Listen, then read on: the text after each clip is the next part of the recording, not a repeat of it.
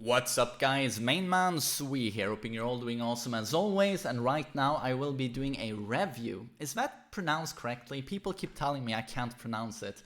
I will be doing a review of the Eddy Gordo overview by That Blasted Salami, posted a few days ago, and hold your comments, this is not me, stealing his ad revenue. Aria, the team leader, founder of That Blasted Salami, great guy.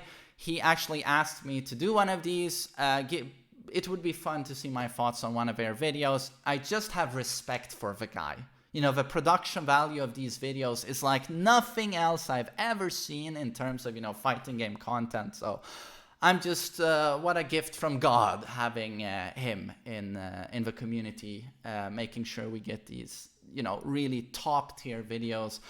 I couldn't be happier being on the Wave Dash podcast, really a true honor. I only have respect for the That Blasted Salami crew. So I just wanted to get that out of the way. So this will be my little opinion piece on their videos. Fala, vítimas! O representante do Brasil no Tekken 7 é um mestre dos macetes. Sua capoeira confunde o oponente e dá a ele a habilidade de sair marchando os botões de chute até ganhar. E isso vai funcionar contra qualquer oponente, não importa o quão forte ele seja. Então esse é o guia para ganhar a Evo, o Tekken World Tour e até para fazer com que a galera do seu bairro seja suas vítimas. Vamos lá! Vamos lá!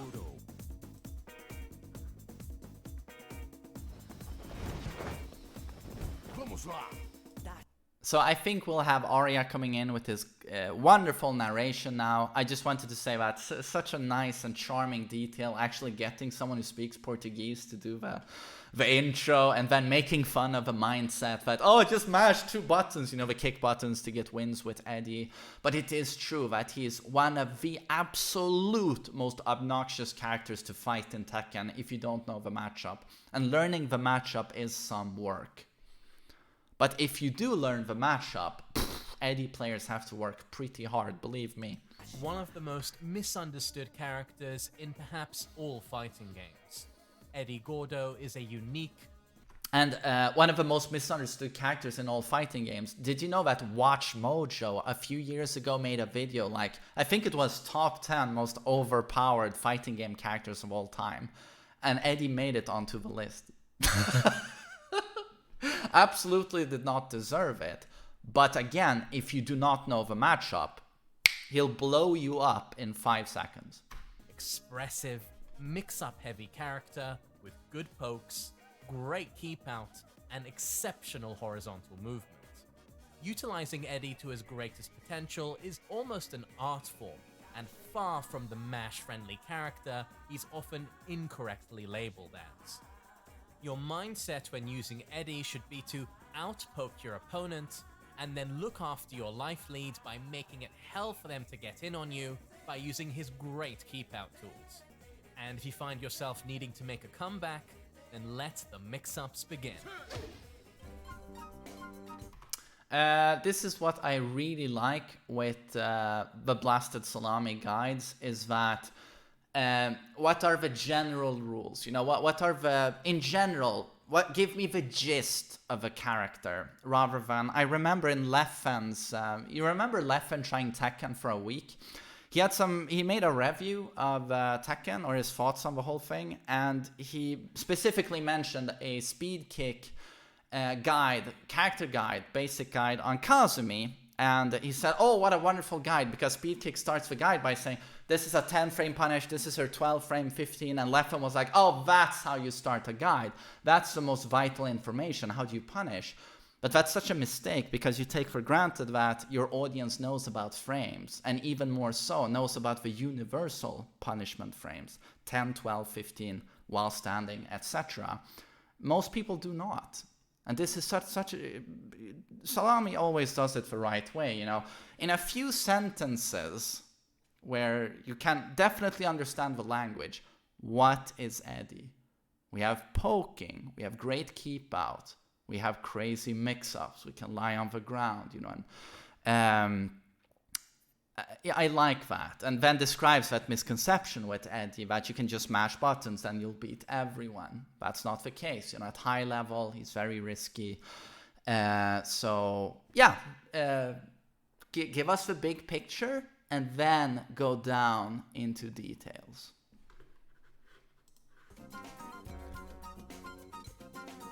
Are you ready? And the edit, always so beautiful. Something that makes Eddy such a unique character is his backdash. He's able to cover a lot of ground very quickly if you can master the capoeira backdash. This Insane is super backdash. important because it can get him out of many situations that other characters can't get out of, and because it also complements his moveset in multiple ways, which we'll go into. Eddy has some of the best keep out moves in the game. Above all else are the wheel kicks. This is a mid launcher that can be thrown out at range, which your opponent can run into very easily, and is very hard for many characters to punish. You have no idea how strong that move is. You know, good Eddy players, they can rely on just, you know, backing away, sidestep 3-4. Even on Whiff, you know, it's... Wheel kicks like, are best used can't when you punish get a that read shit. on your opponent's approach timing. If you're not using this move, you are not using Eddy. Other great keep out tools include Roundhouse, a long range knockdown mid, That's one of the best mids in the game, in my opinion. Enormous range. Twister, which is a safe high crushing low, Standing 4, which is a long range 12 frame mid, Lunging Brush Fire, and Twister Mirage. To complement his strong keep out game and to compensate for his lack of a sidestep, Eddy has a number of unique evasion and counter hit tools. First up is simply going into Negativa, or Relax, which can evade a number of moves and provide either a free launch on slow moves. How many times haven't you run into an Eddy and done a while running free, you know, while running kick? He goes down into Relax and everything whiffs and Or a he gets powerful smoked. 50-50 on an evaded poke. Eddy's Asphyxiante is powerful against moves which are weak to sidestep right, while Double Arm Stinger is a normal hit launcher and hands down the best backswing blow in Tekken 7. Both of these options have good rewards and are safe on block. While Eddy no longer possesses his notorious Tekken Tag 2 counter hit back on 4 and good riddance, he still has powerful counter. Those of you who didn't play Tag 2, well, you're probably gonna live 20 years older than me. Oh my god, that game aged me like no other game. If you haven't played it, Eddy had a 14 frame back 1. He still has this string, you know, back 1-4, 14 frames. On counter hit in Tag 2, if you did back 1-4 and you could always visually confirm a counter hit because you saw your opponent twitching, you could just simply hit confirm and add 3+4, the flares, slippery kicks, and that would all combo. And, you know, back 1-4 is safe on block. All of that would launch and would have the equivalent damage of Kazuya's down for 2 perfect electric, but with no execution and perfectly safe on block and hit confirmable. If you had rage when you did that, death combo. And with certain characters, you'd pair him with Bruce. Death combo, if you have a wall. And no patches in Tag 2. We had that from 2012 to 2017.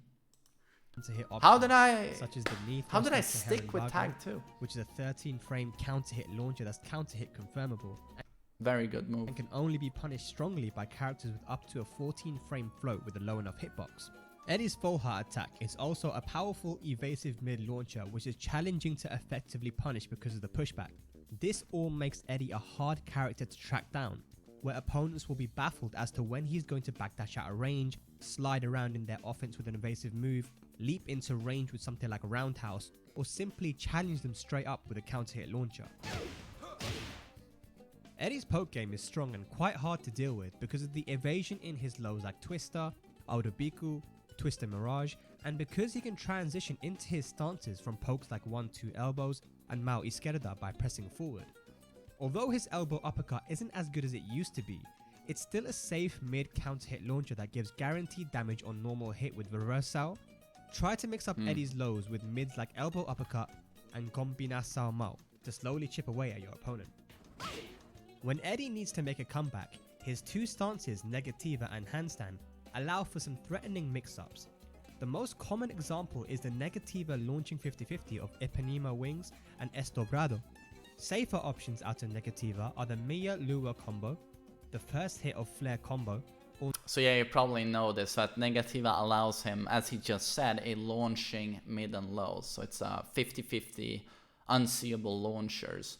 But both of the options are very punishable. The low one staggers now. In tag 2, it did not stagger.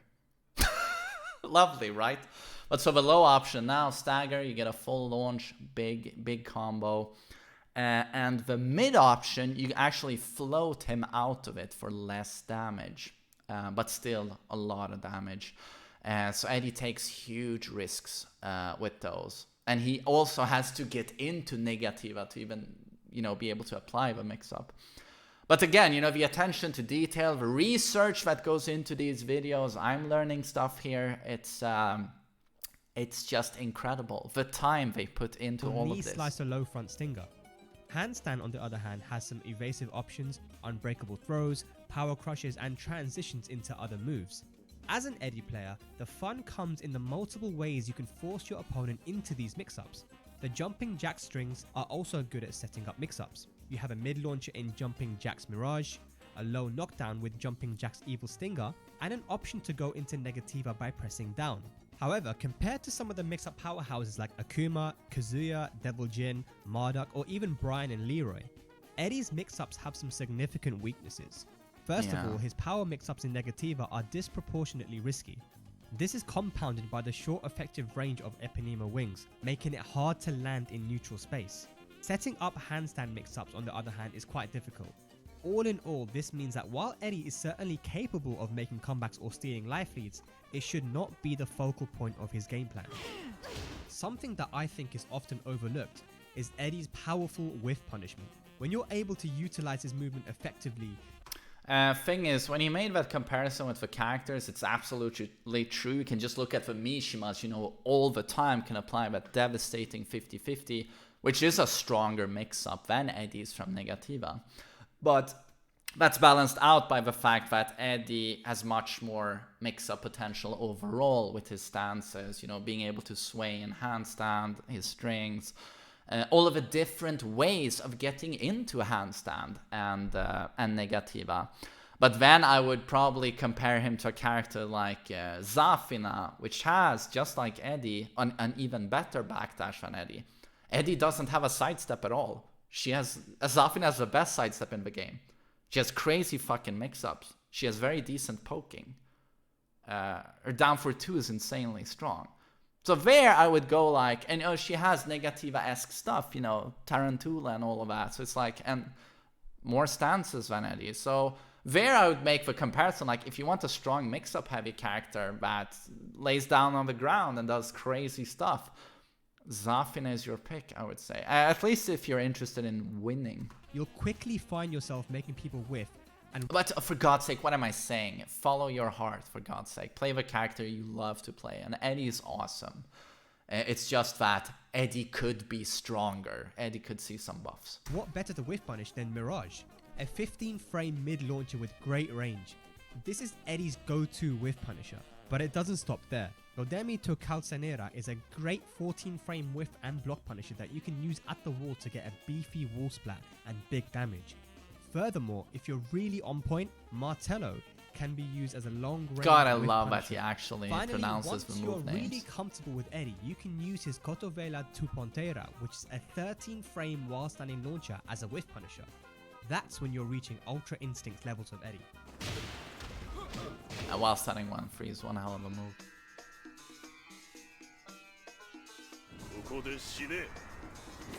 And again, a great, oh, that's my man.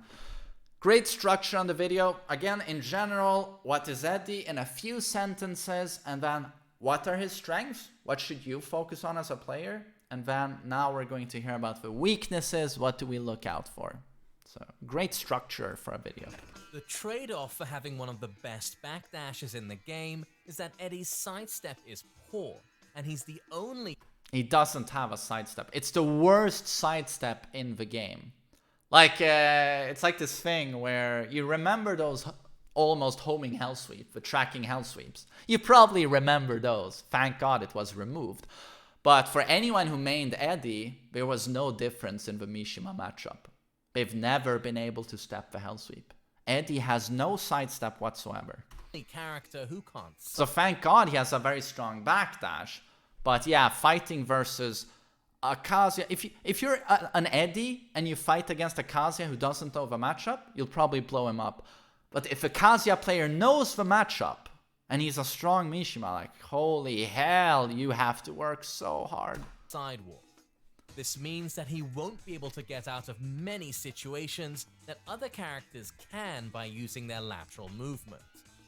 This leaves Eddy open to taking mix-ups that other characters simply don't have to deal with. And it's also why being able to master his backdash is so important. Absolutely. A great example of this is the Eddy versus Noctis matchup. Noctis being a character with powerful linear moves like the Royal Slam. This is not a fun matchup at all.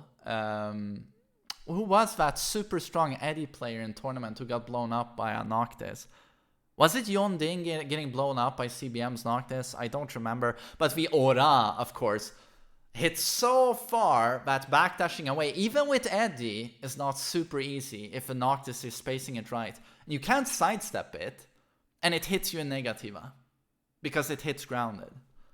Flash, sometimes better known as the Aura, Crush, and other very steppable moves which Eddy mostly... While running 1+2, actually not super steppable. I think they should nerf the tracking on that move, it's too much. just has to take.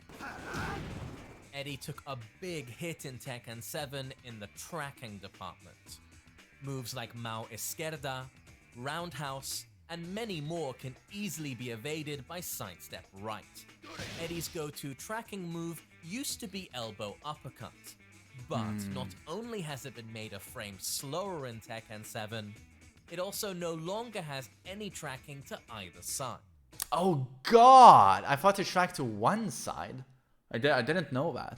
So, Eddy players will need to rely on timing That hurts. and a select number of lows to use as tracking tools. Eddy's homing moves also aren't the best and aren't used too often. Since Eddy isn't a...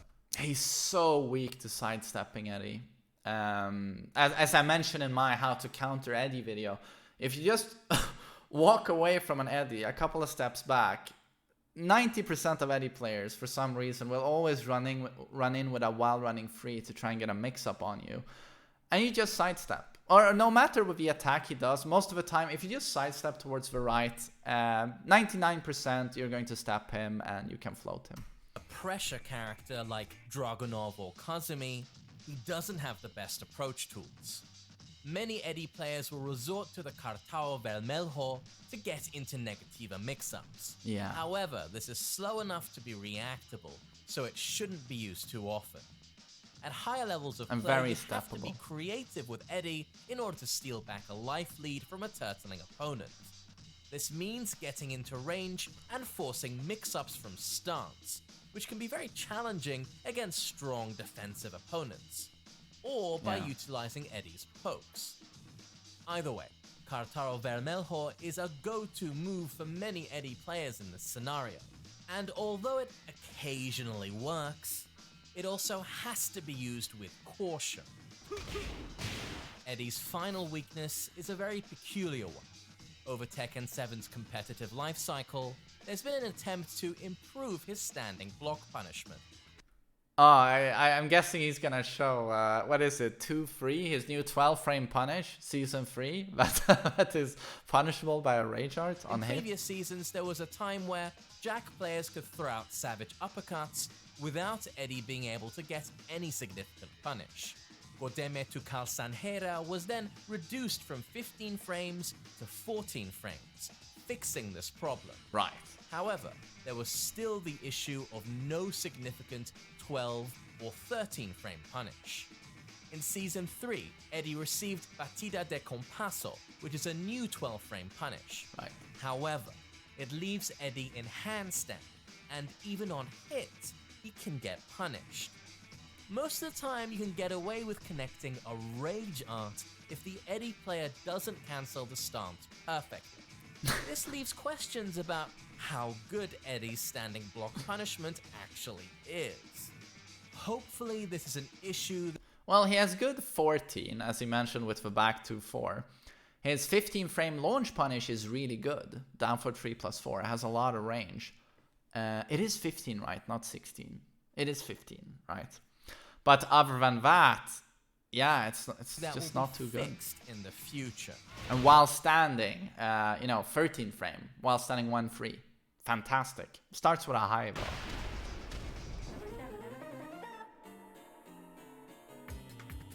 This song is so good. Overall, Eddy is a viable character, but one that needs to focus heavily on movement and sometimes taking high risks to net damage. Over the years, there have been a lot of complaints about Eddy, and looking back to how he was in Tekken Tag 2, you can see why, which led him to not being as strong in Tekken 7. Yeah, he's getting punished for Tag 2. But to be honest, he was a nightmare in Tag 2. A complete nightmare. And this is where it's so interesting. I like to talk about, the different levels of play, beginner, intermediate, high level, and then pro level. And a lot of Tekken elitists don't like this.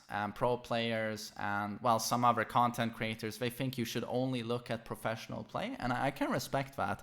But if you do that, you can never pick up things like Eddy in Tag 2, where Eddy was not a problem in Tag 2 for the absolute best players, like JDCR.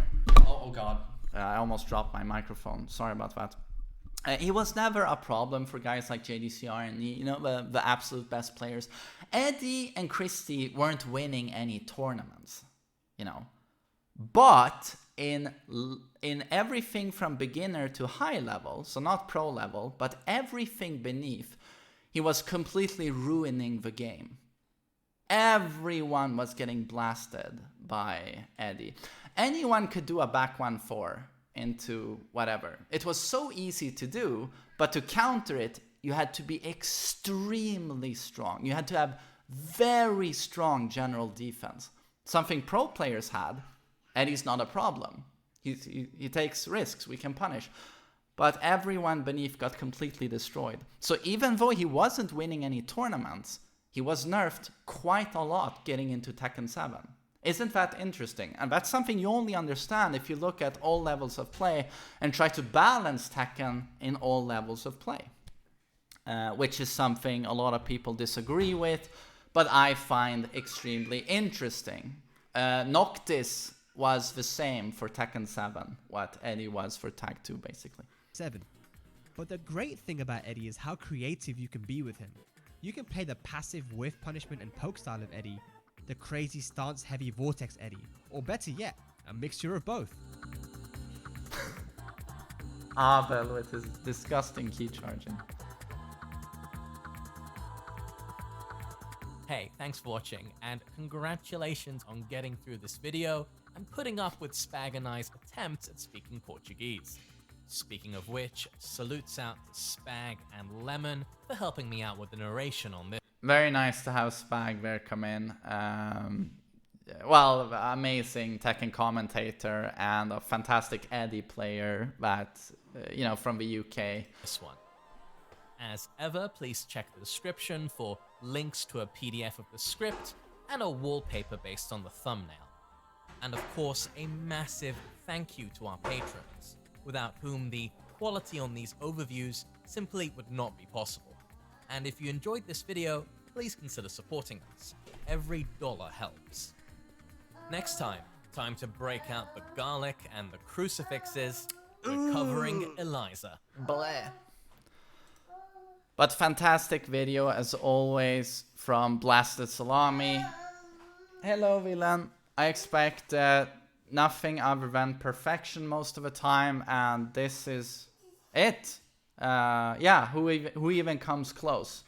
So wonderful job as always, extremely well put together. He has such a great voice aria. And if you like his videos, do become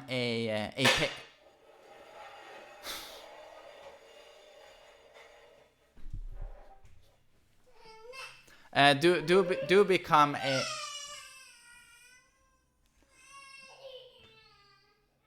family life. If you like his videos, do become a patron and try and support them.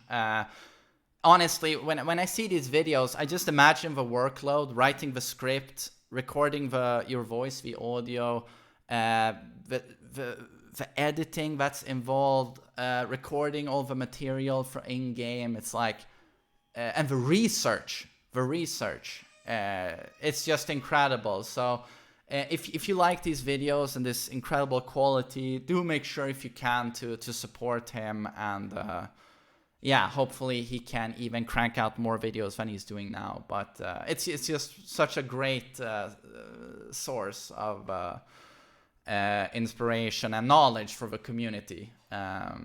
Just great stuff. So I hope you thought it was interesting to listen even to my thoughts on this. Again, all respect to Ari and the team.